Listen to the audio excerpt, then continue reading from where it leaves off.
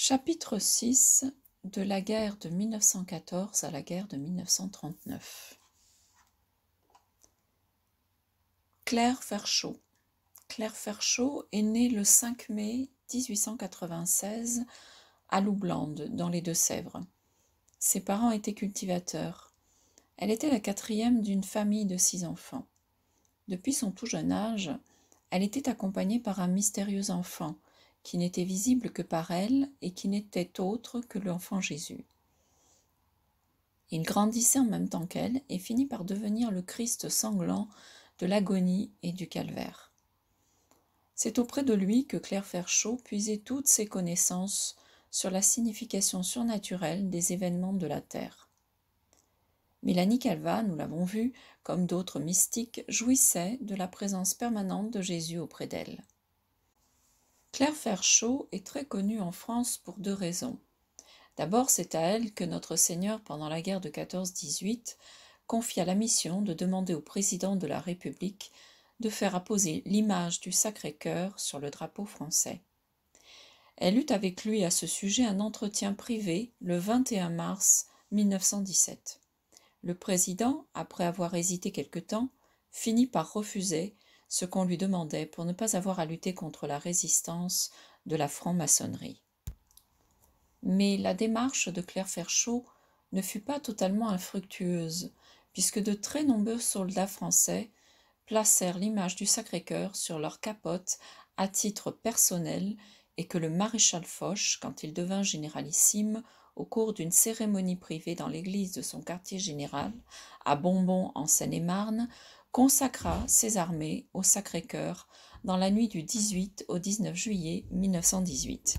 Nombreux sont les historiens catholiques qui attribuent à cette consécration la victoire militaire du maréchal Foch. On ne peut que souscrire à cette opinion. Entre les 2 guerres de 14-18 et de 39-45, un dicton populaire avait été forgé. Nous avons gagné la guerre, mais nous avons perdu la paix.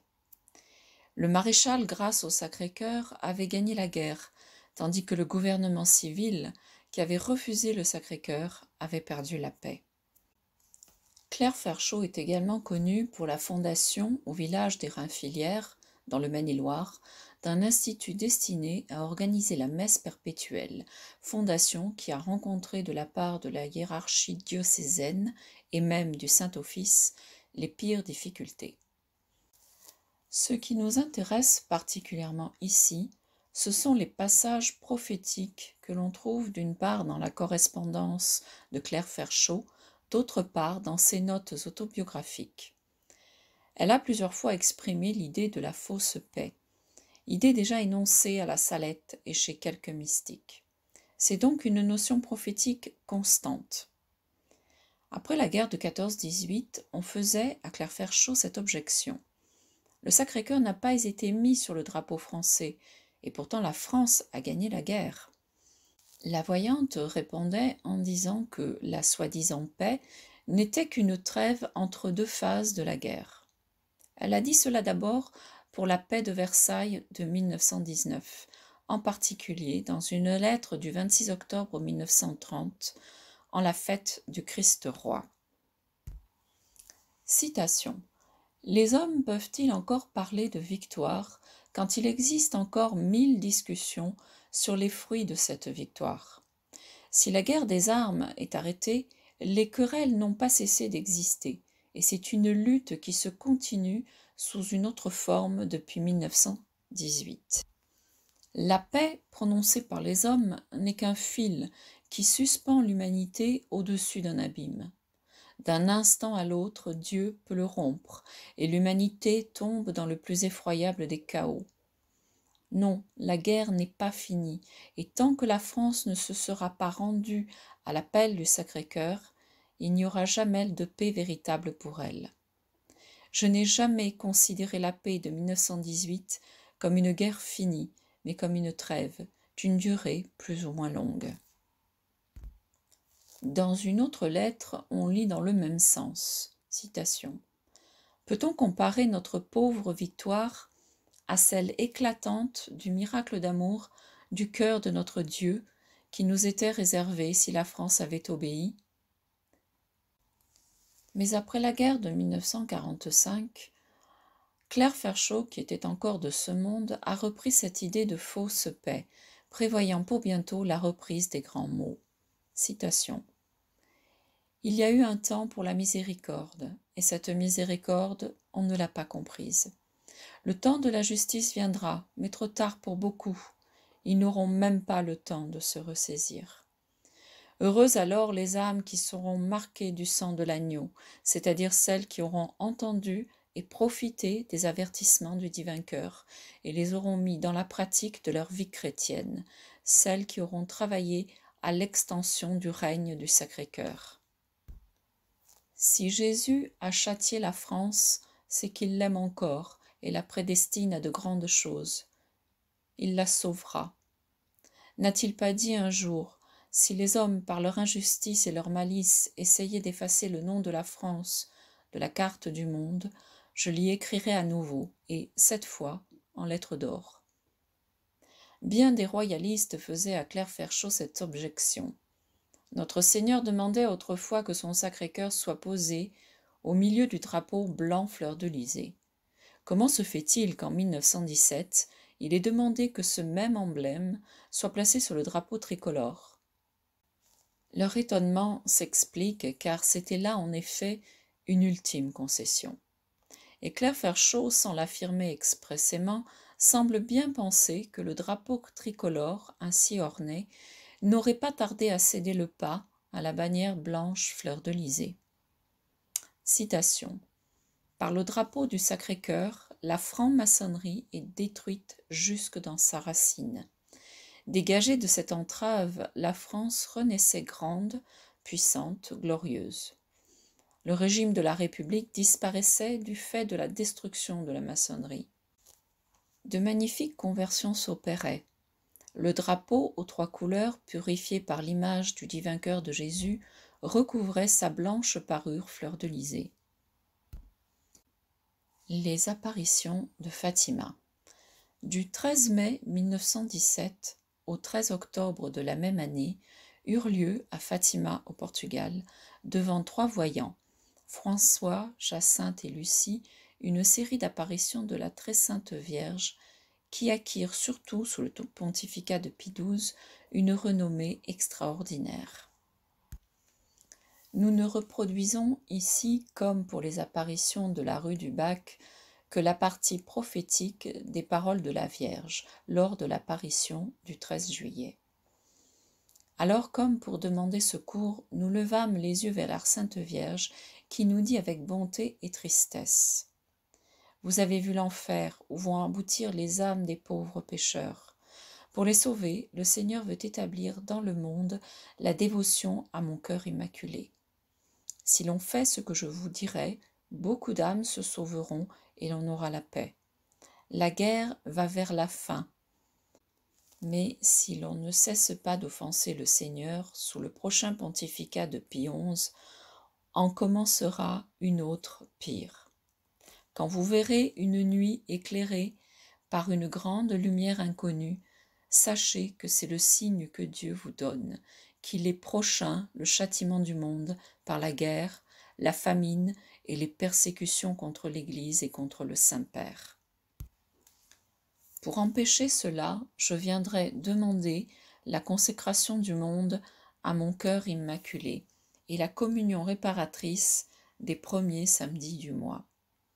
Si l'on écoute mes demandes, la Russie se convertira et l'on aura la paix. Sinon, elle répandra ses erreurs par le monde, provoquant des guerres et des persécutions contre l'Église. Beaucoup de bons seront martyrisés. Le Saint-Père aura beaucoup à souffrir. Plusieurs nations seront anéanties. Mais enfin, mon cœur immaculé triomphera. La consécration au cœur immaculé se fera. La Russie se convertira et un temps de paix sera donné au monde. La lumière inconnue dont il est ici question, Lucie déclara l'avoir identifiée dans le phénomène lumineux qui éclaira la nuit du 25 au 26 janvier 38 et que les savants baptisèrent imperturbablement aurore boréale. Elle écrivit à monseigneur l'évêque de Leiria, précisant que maintenant ces choses sont près de se réaliser.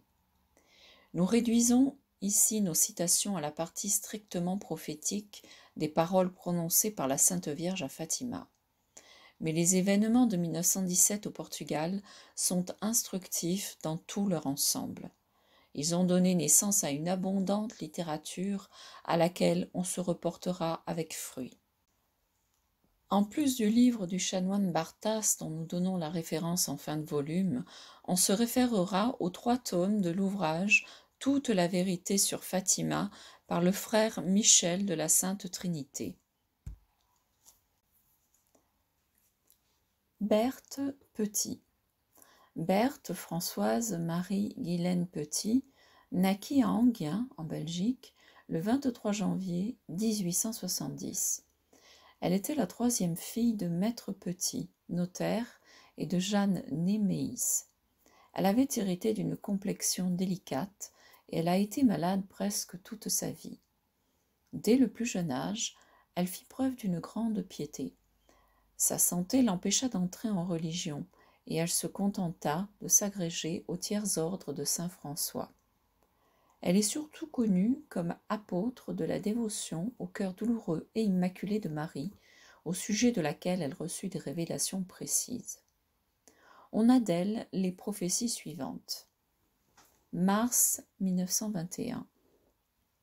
Le peuple de proie, qui veut la revanche prompte, prépare un mécanisme de destruction qui sera bientôt au point où il veut. Alors il fondra brusquement et avec son organisation habituelle sur ceux qu'il veut abattre. Le 21 juin 1921, le divin maître lui confia ses paroles concernant l'avenir de l'Italie. Les événements sont déchaînés en Italie. Leur œuvre de destruction n'est qu'une faible image du châtiment qui frappera cette nation que dirigera un homme néfaste dont le but sera adroitement voilé. Le 24 octobre 1921, ce fut la Sainte Vierge qui lui parla. Les événements approchent, telle une ombre grandissante qui s'étend sans que l'on en tienne compte, alors qu'elle recèle de terribles étincelles qui vont replonger les nations dans le feu et le sang. Oh, l'affreuse perspective!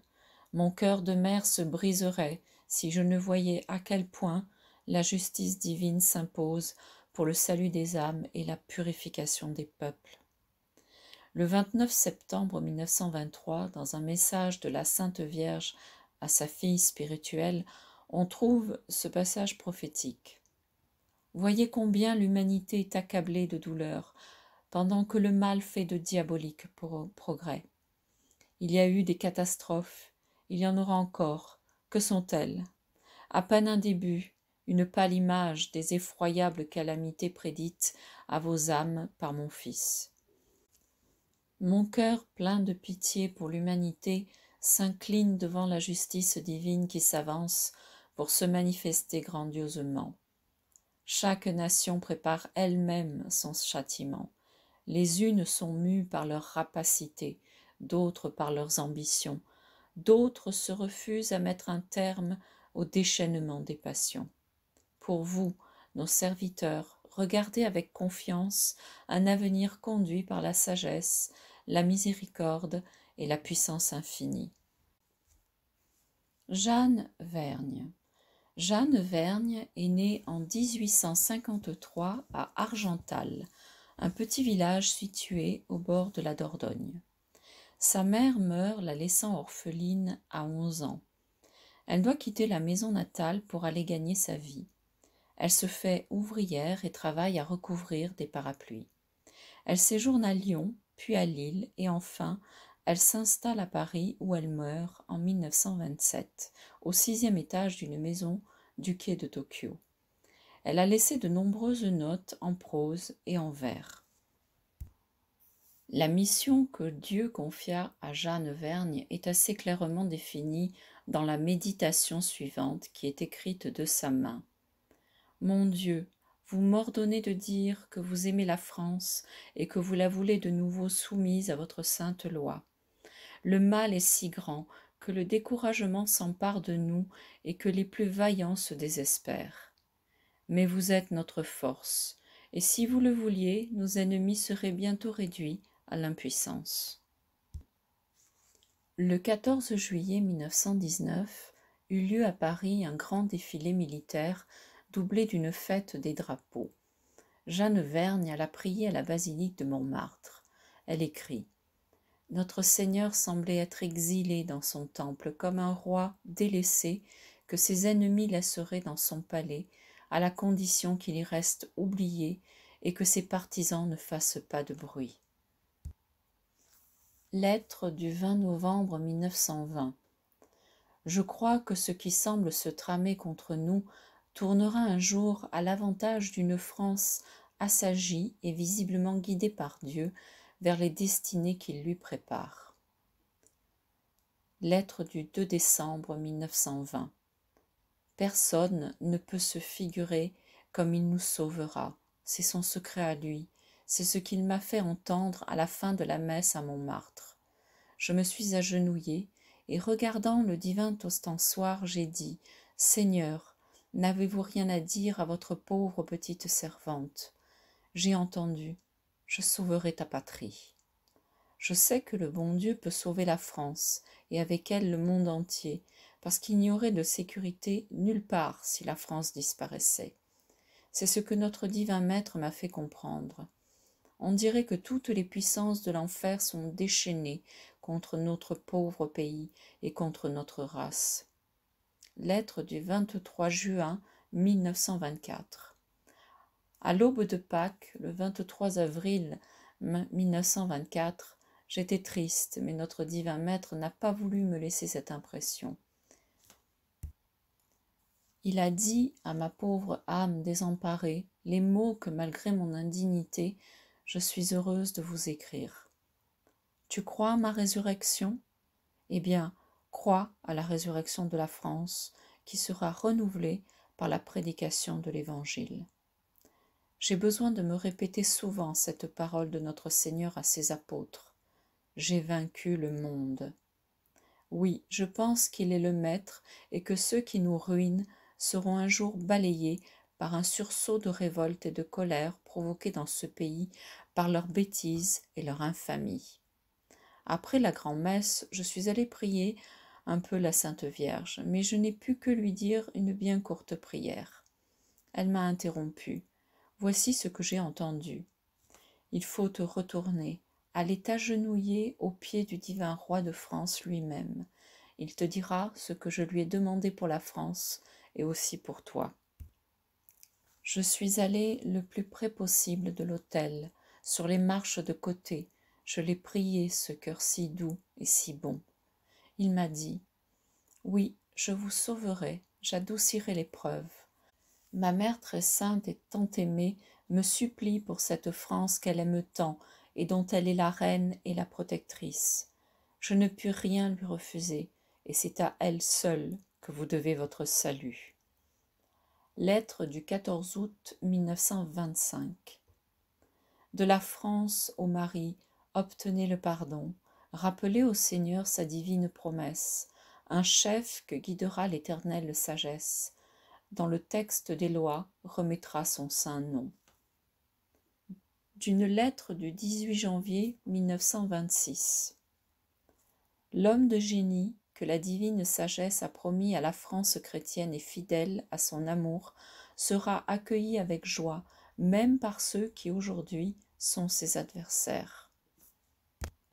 Je crois que pour cela, il faut que nous passions par de telles épreuves, qu'il soit nécessaire de bouleverser toutes nos institutions pour rétablir l'ordre, rendre à ce malheureux pays une organisation qui lui manque et rétablir son crédit. Le père Lamy. Le père Lamy est né en 1853. Il entra dans les ordres et fut d'abord vicaire à Saint-Ouen, puis curé de la Courneuve. Il peut être comparé au curé d'Ars. Il est une figure moins brillante que lui, mais comme lui, Il vivait dans la compagnie des saints et des anges qui le visitaient fréquemment. Le père Lamy mourut en 1931. Doué d'une psychologie très sûre, il répondait souvent aux questions avant qu'elles fussent posées. Il ne s'intéressait qu'aux âmes, mais il annonçait les conversions imminentes, les appels au service du Seigneur, les comparutions devant le tribunal de Dieu. Il parlait quelquefois de l'avenir, mais jamais quand on l'interrogeait. Voici quelques prédictions qui lui ont échappé. L'archange Gabriel m'a dit, en parlant de Lucifer, « Il joue son va-tout, il croit la partie gagnée. En quoi il se trompe? Il faut prier avec espérance, malgré son tapage. La paix sera rendue au monde, mais je ne verrai pas cela. Quand la paix aura été rétablie dans le monde, que de choses seront changées.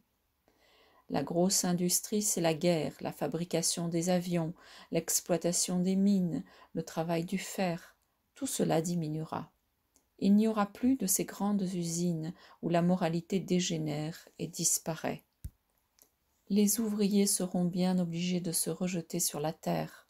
Le travail de la terre reprendra une grande extension. La terre redeviendra bien chère. Quand la paix sera rendue au monde, l'industrie se ramènera à des proportions moindres et y restera. Tout s'amoindrira. Quand la paix sera rendue au monde, les terres acquerront plus de valeur qu'elles n'en ont. Que les vieux ouvriers s'entêtent à mourir dans les villes, cela arrivera. Dieu voulait purifier la foi de son peuple en lui faisant faire un long séjour dans le désert. Les Israélites sont restés toute une génération. De même, quand Dieu rendra la paix au monde, il faudra le réévangéliser, et cela sera l'œuvre de toute une génération. Il y aura un grand effort à donner pour la conversion des hommes après la paix rendue sur la terre. Il y aura bien des difficultés. Saint Paul n'en a-t-il pas rencontré? L'état d'âme des premiers chrétiens reviendra d'ailleurs, mais il y aura si peu d'hommes sur terre. Et il y aura à nouveau une floraison magnifique des ordres et des congrégations.